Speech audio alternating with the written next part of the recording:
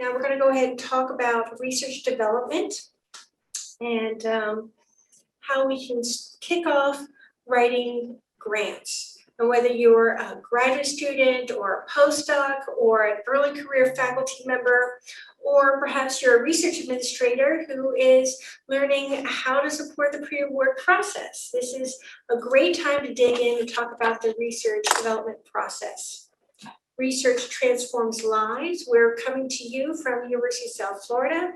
We have 3 campuses here to address research and provide high caliber research experiences for faculty and student researchers.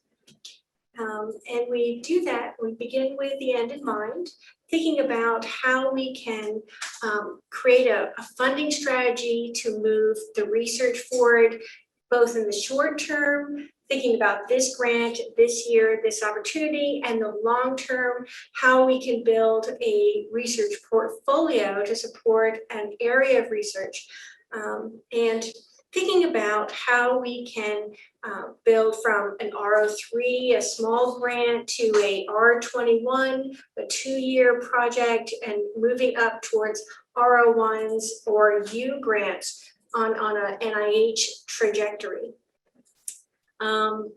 Professional research development, growing grantsmanship, research and development enterprise optimization, and contributing to the knowledge enterprise. These are the areas of research that I am interested in, and I hope to transform lives through research and professional research development. So I invite you to, in the chat, just give me a few words or a sentence about how will you change the world? We will, throughout the program, through these 8 weeks, develop a funding strategy and design tailored funding searches that identify targeted grant opportunities that respond to your research aims, and move through the series to develop high-impact competitive applications. As we draw your research into focus, we will look at a number of different agencies. NIH was our very first, and Dr. Elwood did an amazing job of helping us understand the broad and diverse funding opportunities through the National Institute of Health. There are also NASA, Energy, the Humanities, NSF, and DARPA, so many agencies that fund research and really grow the knowledge enterprise, address those gaps in the scholarship, from basic to applied research. And these projects move towards transforming lives, culture, and the approach to education, as well as innovation and creating new technologies or new pathways. When you are looking at the research, your research and focus, you may start with a startup lab at a university or apply for small seed grants or internal awards, conduct preliminary studies that really demonstrate the acumen of your research question, and publish or present your research, which is the ground, which is your foundation of your scholarship, proving and illustrating your expertise, developing that training and early investigator prowess and acumen as you move towards collaborative grants, and in your career, develop large, complex grants, and then assess your environment to grow and expand what you can do, making a ripple in your region, your state, and the nation, and the world. But where do you start? Where is the funding? The funding can be found at federal agencies as well as private foundations. A really good place to look is P&D RFP, and we will look at, we will look at some of the funding mechanisms, databases, and how to identify funding. And through our program, a part of our Monday message and our Friday follow-up, you'll be receiving information about funding opportunities that you can consider. And to help us target those funding opportunities, we're really grateful for the information you post in chat about the funding, the research areas that you're interested in. Where to turn to for advice or help. We are strong advocates for mentoring, and professional development training such as this is a great place to begin. But as you are moving through the process of developing your research strategy and moving forward in developing grants and publishing your research, you'll create this tribe, this network of colleagues that you can lean on, and they'll support you. One of the best ways of learning how to write grants is, of course, by writing grants. And to facilitate that learning process and to grow as a community, we provide internal peer review as a best practice. Getting people to read your writing, brainstorm with you, and as Dr. Elwood mentioned, reach out to your program officer, whether that be at NIH or if it's at NSF, wherever your funding agency is. They are keen to help brainstorm with you, bounce ideas off of you, and really think about your project and how you can develop the methods and research design to move your research forward. And we're really glad you're here to look at the application process. The application process itself does take quite a bit of time and expertise. It is a skill in of itself. The capacity to develop your own research speaks to your ability to have your own research space, have mentors and resources available to you, as well as that foundational publication to demonstrate the proof of concept and your understanding of the current literature, and to propose work within a grant period, oftentimes at an institution, a university or institution, or a funded lab or a library that will support and house that research. And it's not at all a linear path. You know, when you are preparing your proposal, you're thinking, okay, I had this grant idea. It's very creative, it's novel, it's going to move the knowledge forward. I'm going to really contribute to the scholarship. And you submit your proposal, right? It takes 8 weeks to write a grant. Then you submit it on the deadline, and it takes months for peer review to come back. And you'll either get the grant or you won't. If you don't get the grant, then you get wonderful feedback from peer reviewers to help you revise and resubmit or redirect, or perhaps look at other funding opportunities to continue to move your grant and your project ideas forward. And as you think about, well, how am I going to develop as a scholar, as a scientist, as a researcher, considering serving as a peer reviewer is an excellent step. And I'm so glad that Dr. Elwood spoke to this specifically in his presentation. And keeping your peer reviewer in mind is something that we encourage throughout the grant writing process. So you're thinking, okay, here's my grant. What are the reviewers going to think about or consider as I develop these methods, or as I suggest this hypothesis, or as I develop these aims? We want to use concrete language. We want to be very proactive in our thinking and clear in our development of how we're going to accomplish the project. And we want to consider the current literature, as our peer reviewers are oftentimes the thought leaders in the field.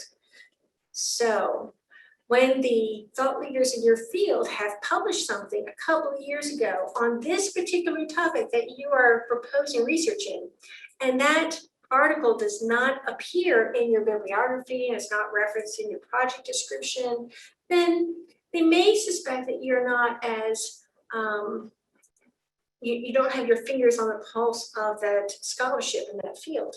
So make sure that you stay current on what's happening in that field. A concrete review of the literature is so important. So as you're developing your project, some of the common elements are going to be your project summary and your project narrative. And in this slide, we talk a little bit about what's expected for NIH applications. And we want to be succinct and accurate and informative. And we want to define the relevance and significance in plain language. And when you are developing your projects, the guidelines from your sponsor will tell you, this is what a project summary should have, this is what the project narrative should have, here's what we expect in your specific aims.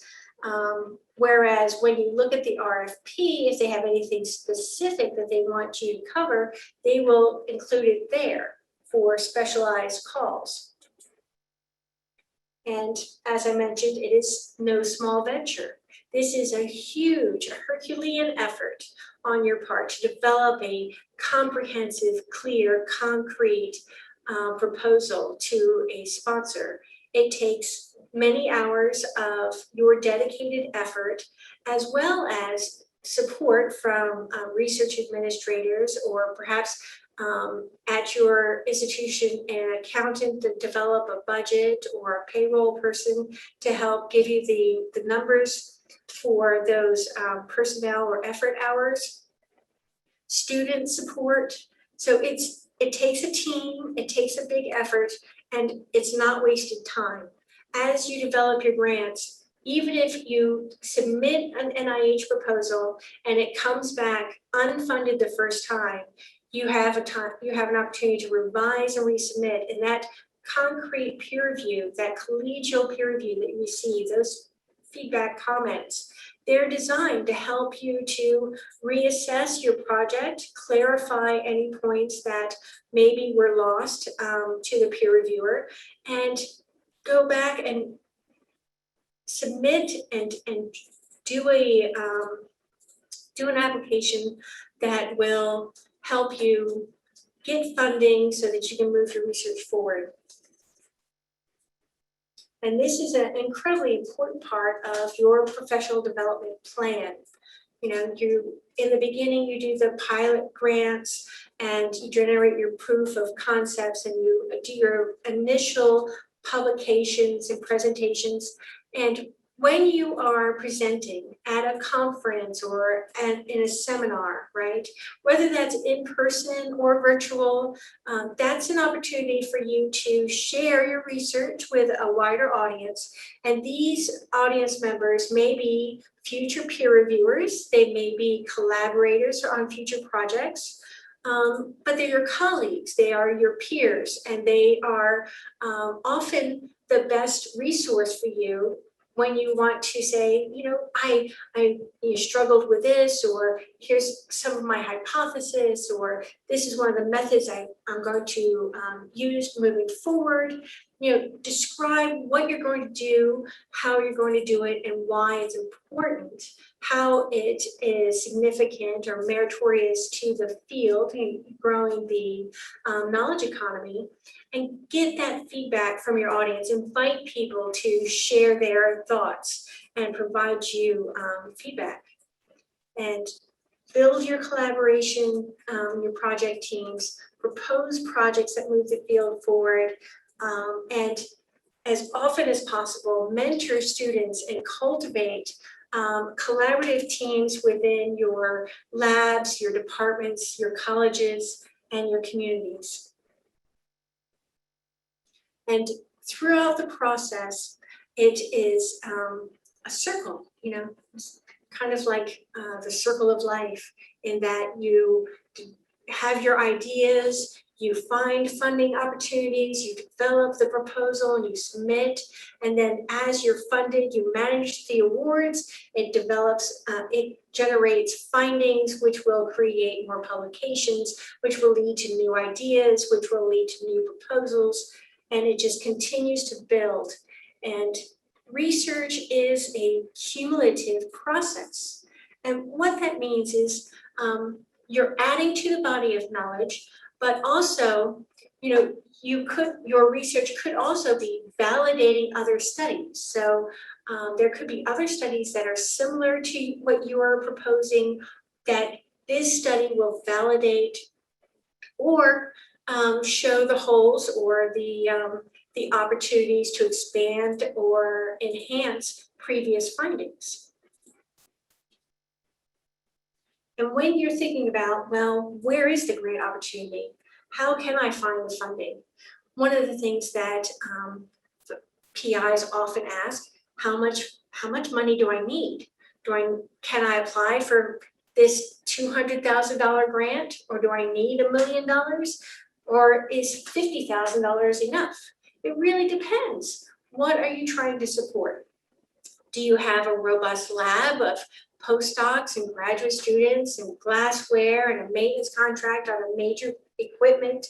How much money do you need to move your research forward?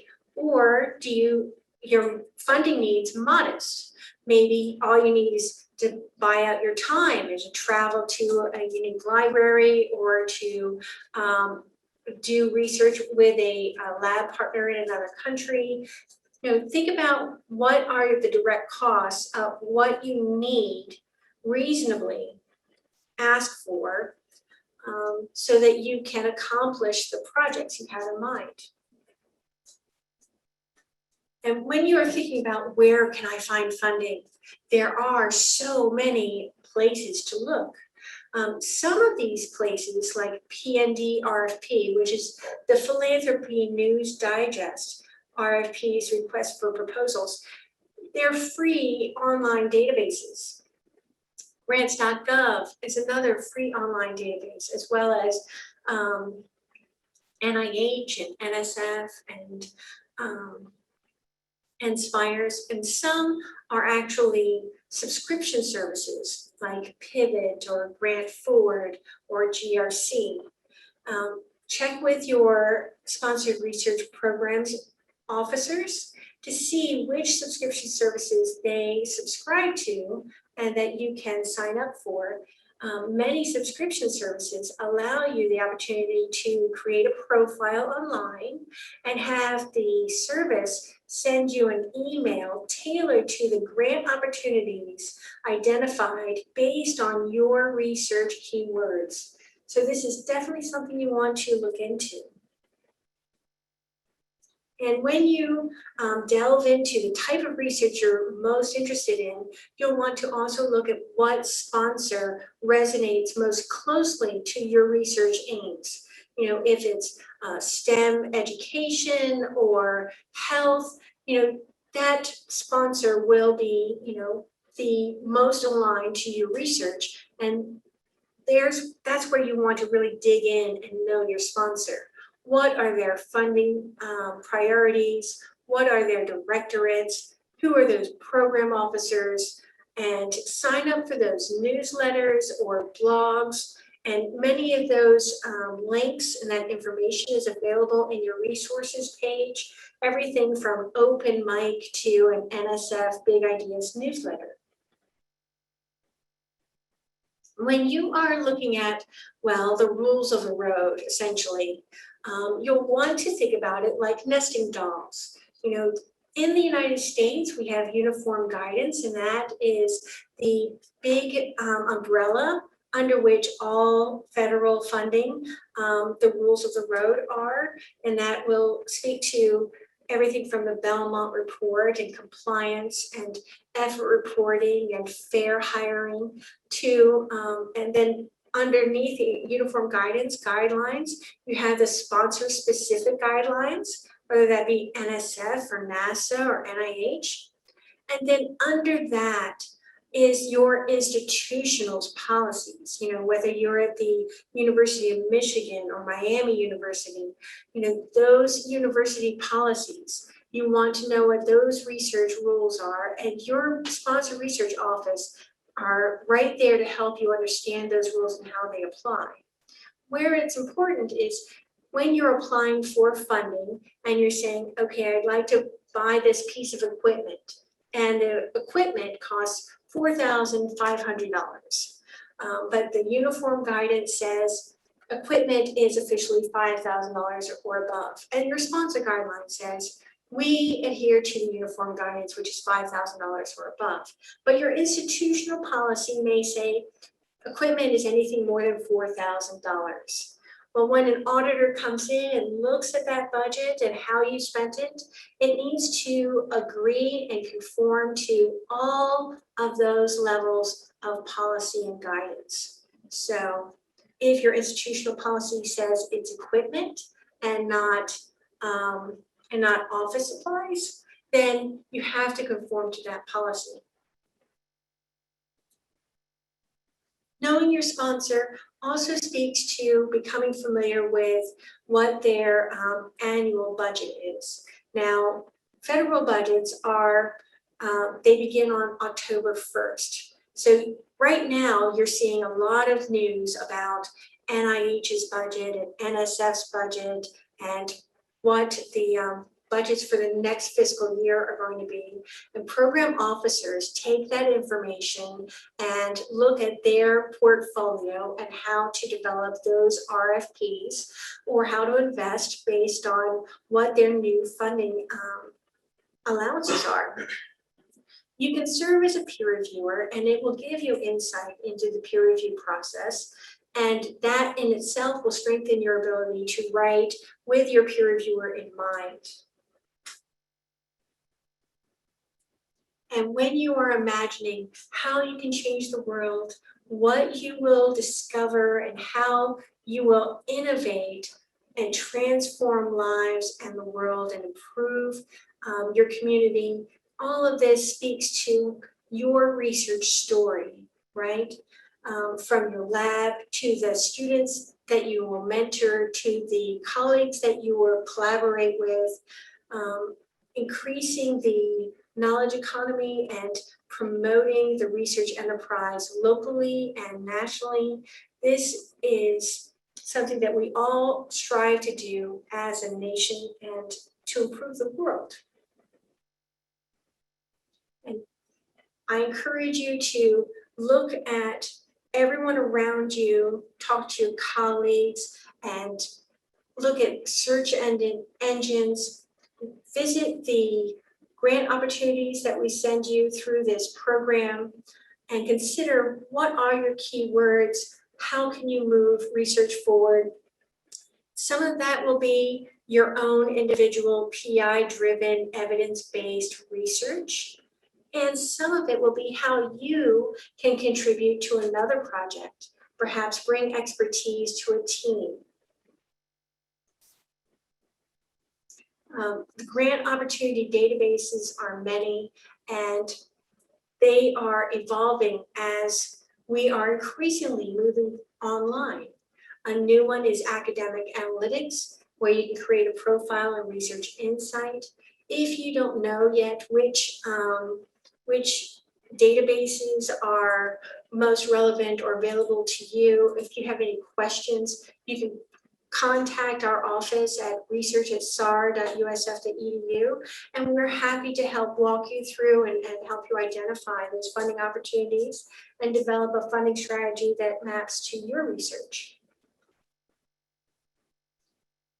And I wish you also consider private foundations. Private foundations are a unique animal, and as we move through the 8-week process, we're going to talk about how to develop grant applications, and we'll talk about how an NIH application is developed and the NIH Assist process and the enterprise research system, how to upload your documents. We'll also talk about NSF and FastLane and research.gov.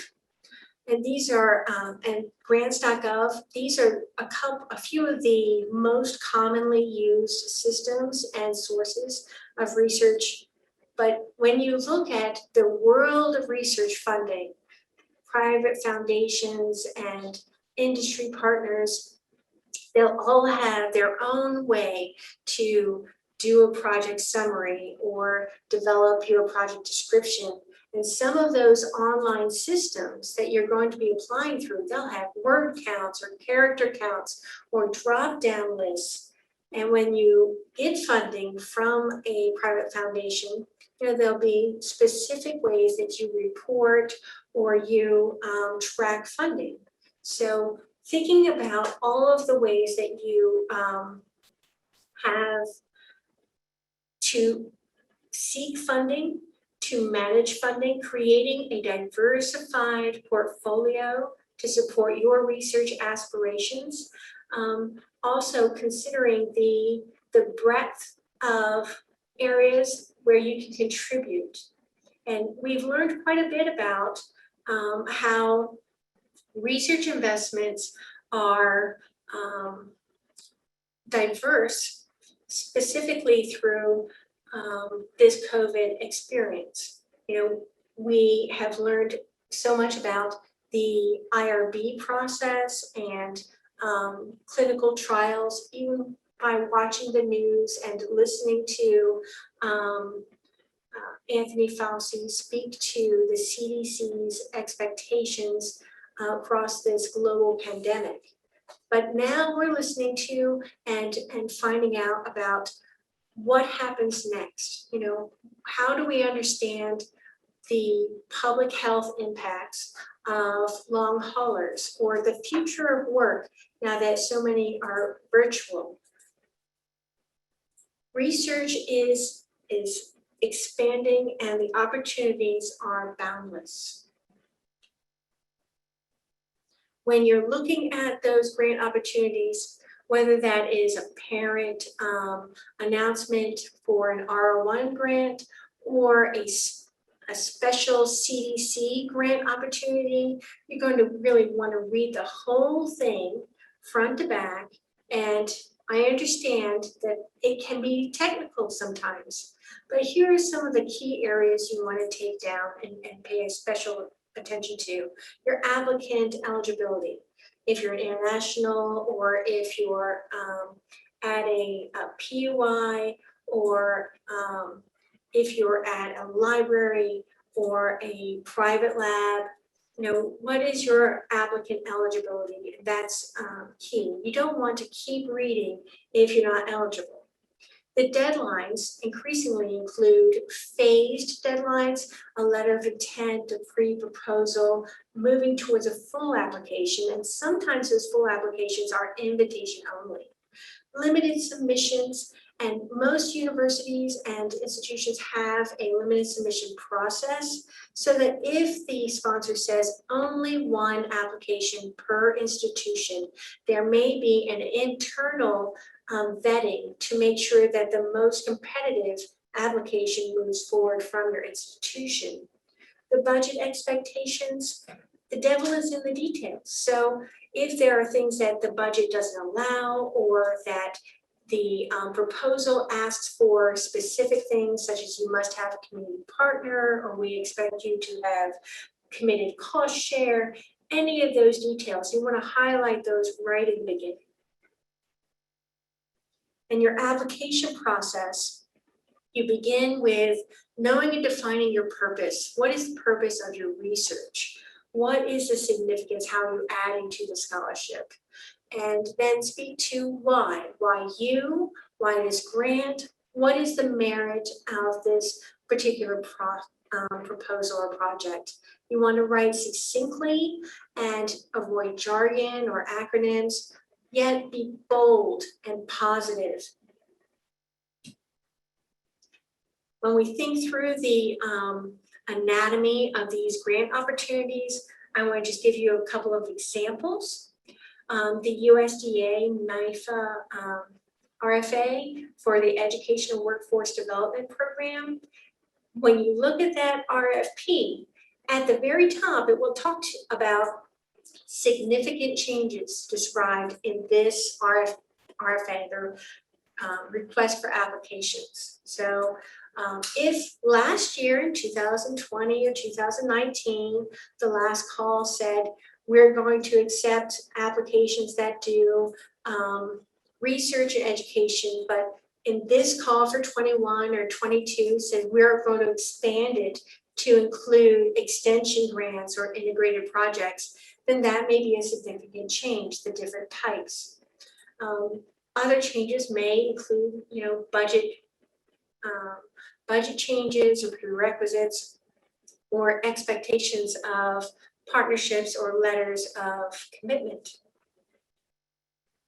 The NSF grants also have that area at the top that speaks to what has changed since the last grant competition cycle.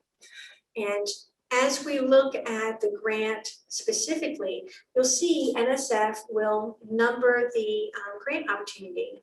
So NSF 19-528, for example, for this chemical engineering grant, social environmental systems, you'll notice that NSF 19, this was updated in 2019.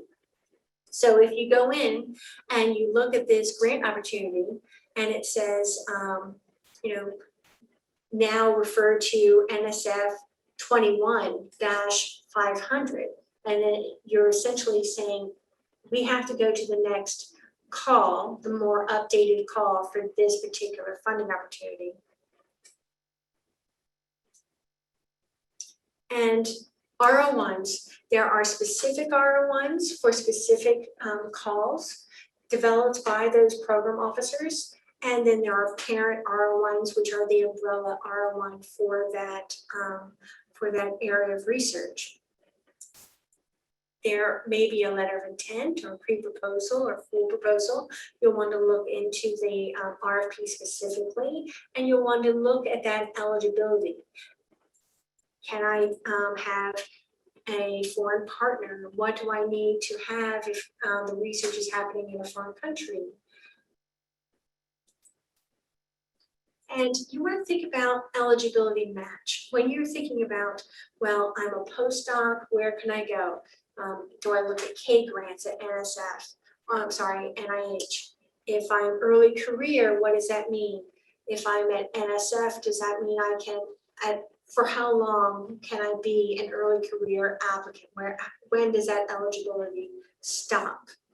And early career is considered typically by number of years from your degree, from your PhD, or the number of years in your position at the university as an assistant professor, and may stop when you receive significant funding from that sponsor. So, for example, you could be early career at NIH until you get your first R21 grant. Or you could be early career at NSF until you have exceeded 6 years from your PhD date. So I hope I have not put you to sleep yet. I really love this cartoon. I wanted to just pause and see if there's any significant questions before I move on. I do have a few questions, Sandy, that came through the chat. If you want to address those? Yes, sir. So are we going to be taking a look at Department of Education opportunities? There's someone who'd like to feel better equipped when they rewrite their TRIO aspirant competition in 2024. We certainly can. Thank you for that feedback. Glad to know that you're going to be going for the TRIO grant. And then do you think serving as a peer reviewer would be time well spent for a new faculty member in their first year on the job, or is that something that should wait? It depends, as is true for so many things. How much time do you have to support peer review process, and what type of peer review experience are you looking for? So it's something that I would certainly encourage you to talk to a program officer about as an opportunity, and look for opportunities locally through your chair in your department or through your dean to see if there are opportunities to support the peer review process at your institution, which may be less time, but it may be easier for you to do in your first year. Next. Great. Can PhD students or postdoctoral fellows serve as NSF or NIH reviewers? That is a great question. I really don't even know, but we can certainly find out for you. And all of the questions that are not answered during the Wednesday session, because I know that the Wednesday session is very long, we'll have the FAQs answered and posted in the Canvas resources. And we will also support question and answer time during our Friday follow-up. I have one more here, then I think there's one in the chat. Is there information online that you suggest to learn more about T32 grants, or could we find which institution holds these types of institutional grants? There is information both in Reporter, NIH Reporter, you can search for T32 specifically. And there is also information on how to develop T32 grants. I'll look for that website and post it for you guys. And can a research scientist with a Master of Science who's not postdoc or administrative write a grant? Absolutely.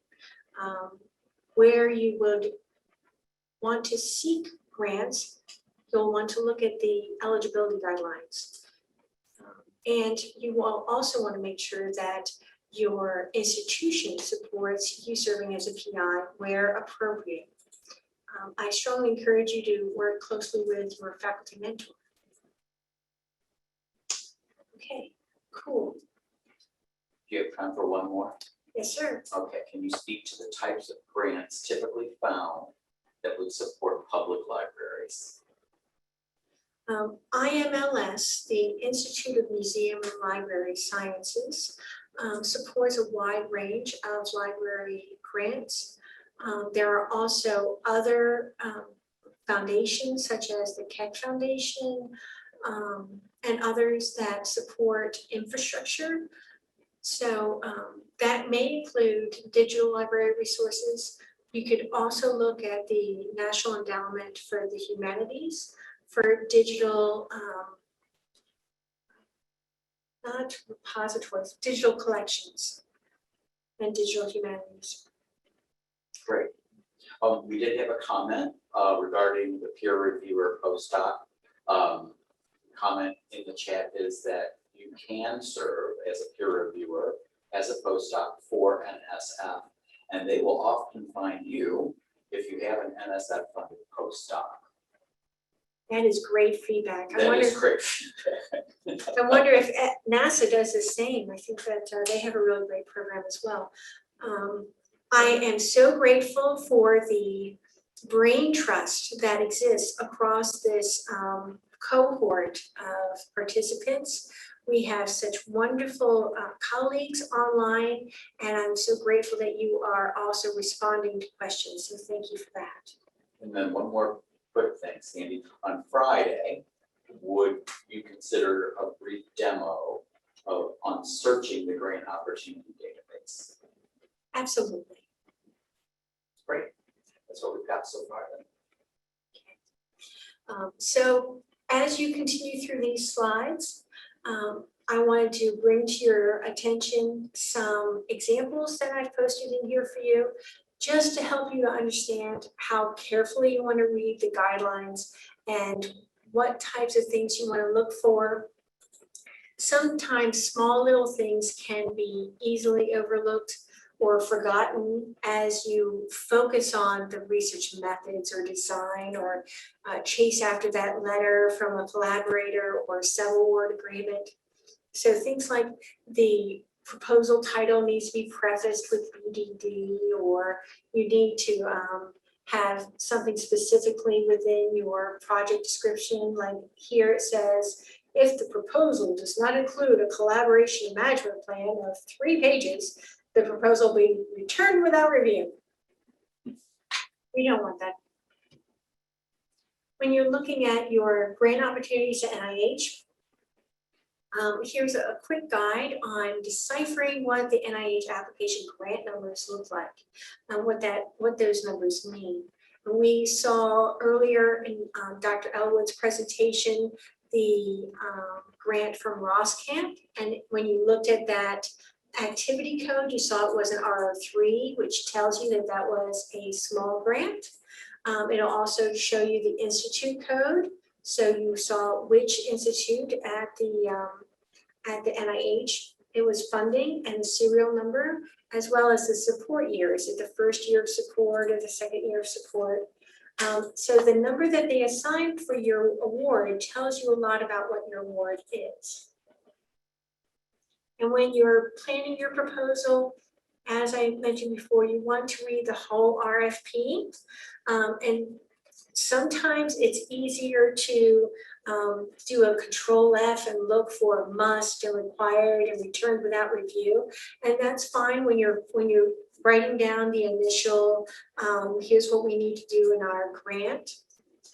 But you'll want to read the whole RFP so that when you get down towards the end of the application, the call for proposals, it'll say, here's the peer reviewer instructions. And we want to write our proposal with the peer reviewers in mind. If those peer reviewer instructions say, for this grant mechanism, we want to pay special attention to the community partners, or the attention to diversity, or whatever that is. We want to know what that criteria is and make sure that we've addressed it in a clear and concrete way in our project description. And when you're developing your proposal timeline, what I like to do is put all of the deadlines on a table or timeline or spreadsheet, and from the date that the full application is due to today, when I'm starting my application, what are those milestones? You know, do I need to send a 1-page to the program officer? When do I have to do a form within my institution that gives me approval or permission to apply to the sponsor? Is a pre-proposal or letter of intent due? You know, and mark all those milestones. And SMART checklists also include assignments of who will do what. And how will you submit your proposal? As you're developing your checklist and thinking about all the things that you need to do, it's important to understand that you and all of the key personnel, all the people named in your budget, need to have their registration ready or have their profile in place, so that when you go to do that NIH Assist application or research.gov application, that you're not at the last minute looking for, I can't put their bio in because they're not in the system. Don't wait till the deadline. And developing that checklist, it can be something that you do as a lead PI first, and then work collaboratively with your team to say, okay, here's a timeline that I have. Sarah, can you work on pulling all of people's bios and conflict of interest stuff together? Tony, will you go ahead and do the budget for me? And here's my cocktail napkin budget of where we're starting. Jean is going to send out a meeting request so that we can meet every week between now and the deadline to move the proposal development forward. So creating that SMART checklist and really giving people their roles and helping everyone come together. Sometimes those people are research administrators or office managers or graduate students or postdocs in your lab. And sometimes they're collaborators and mentors. And you also have a wealth of sponsor-supported resources This is an example of one of the best sponsor pages of sample proposals and webinars and webcast presentations, FAQs and form tutorials. It's very well organized and easy to understand as you develop an application for NIH. And many sponsors have like resources. So if you're going to the Spencer Foundation for an education grant, or to IES, the Institute of Education Sciences, for a grant, look for those sponsor-specific resources, as those sponsors take meticulous time and energy and effort to help you be successful in submitting the best application. And this may include specific webinars on new funding opportunities.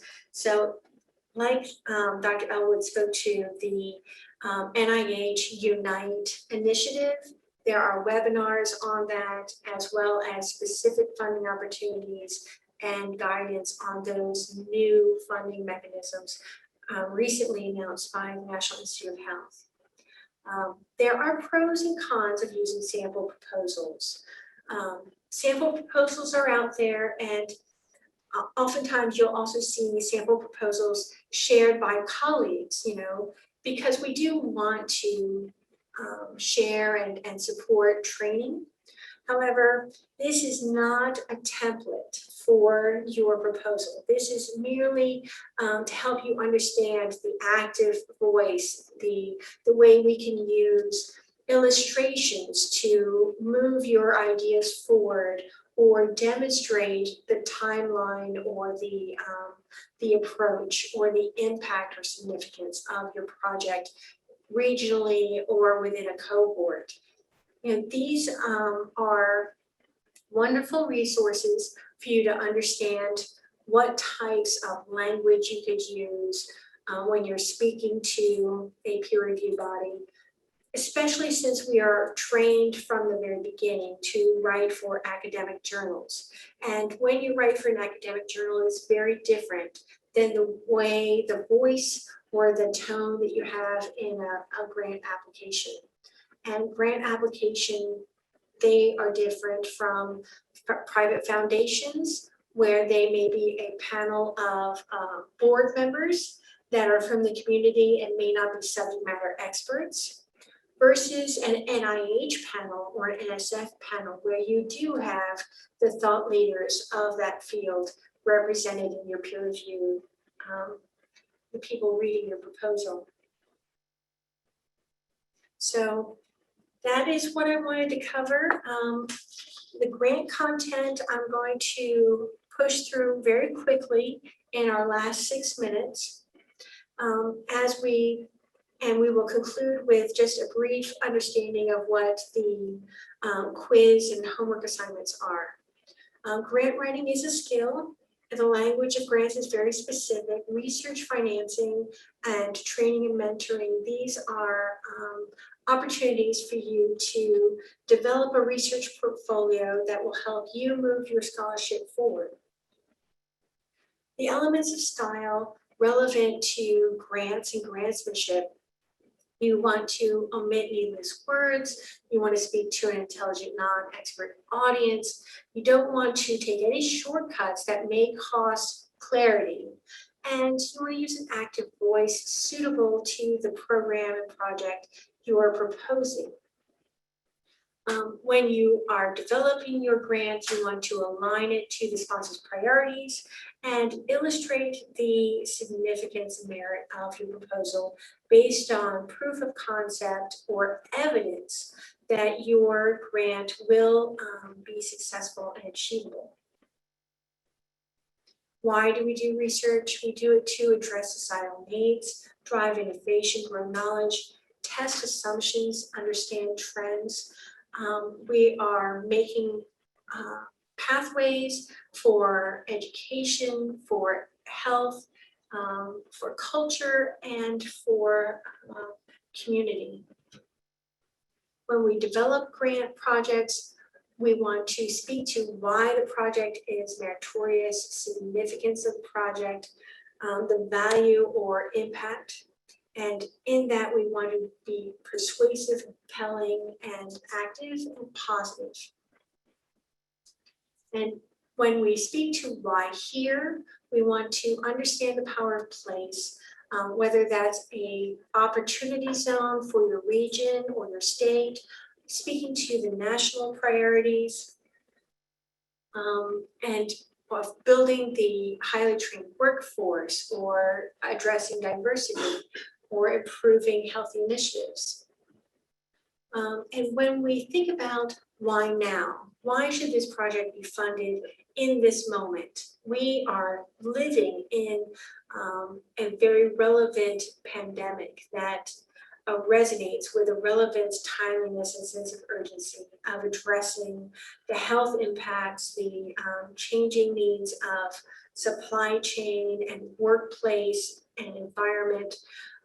So right now is the time to think about what we can do, how we can do it, and how it will transform the lives and the impact in the region of where we live and where our research can take root, be adopted, be applied. So, before we see you next week, I would just like to talk for just a minute about the quiz. Online, when you go to Canvas, you'll see a quiz for each week. The quiz has a deadline. We want you to do the quiz while this information is fresh in your mind. But we also want to let you know that if you're not able to do it, before the next week, we're not going to close the quiz on you. We want you to not only do it, but we want you to do well. As you complete the quizzes across the 8 weeks, that will demonstrate your knowledge and help reinforce what you're learning in the workshops across the program, and will develop those criteria for your credentials so that you can earn your badge. And we have an 80% watermark, so we want you to have an 80% pass rate across the quizzes for all 8 weeks. But I don't think anyone here is going to have a problem meeting that bar. Also, there is an opportunity to earn a certificate. The certificate allows you to demonstrate that you have these grant writing skills. And the certificate is earned through a writing assignment. The writing assignment will be uploaded to Canvas, and it is developed based on what are those common elements anticipated for most grant opportunities. And doing that writing assignment will allow you to hone your ideas and sharpen those methods and describe your the significance and merit of your project. There will be instructions and a form for you to be guided through the developing that framework for your research project. And if you are working towards a specific RFP as a part of this 8-week program, then what we'd like you to do is develop that grant and expand on that framework so that you're writing towards what you will be submitting.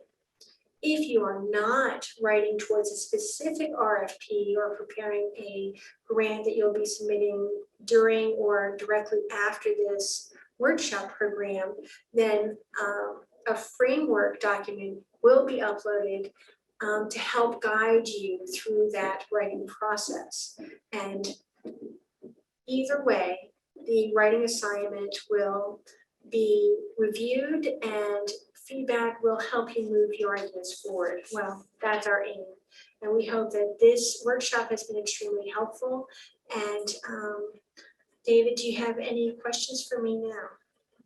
I do, actually. One very specifically, will you be providing strategies for finding a sponsor for those who do humanities and education as opposed to health or STEM research? Absolutely. And so you'll be addressing those issues and providing information on those. field specifically. Yes, sir. I will be very specific in responses as we develop the FAQs and respond to the questions provided by the participants both today and Friday. Excellent. And then one other thing, are there any grants that PhD students can apply for during their final year or awards with these grants that they would be able to add to their resume? I'm really glad that you asked, and we will be sure to address that specifically as we develop grant funding opportunities to be distributed with a Monday message. Terrific. That's what I have right now. Great. Well, we are at time. Thank you so much for your contributions to the chat, for your listening and participation throughout the workshop. And I hope that you enjoy the quizzes as much as I enjoy developing them. And I look forward to seeing you on Friday or on Monday or on Wednesday, whenever we meet again.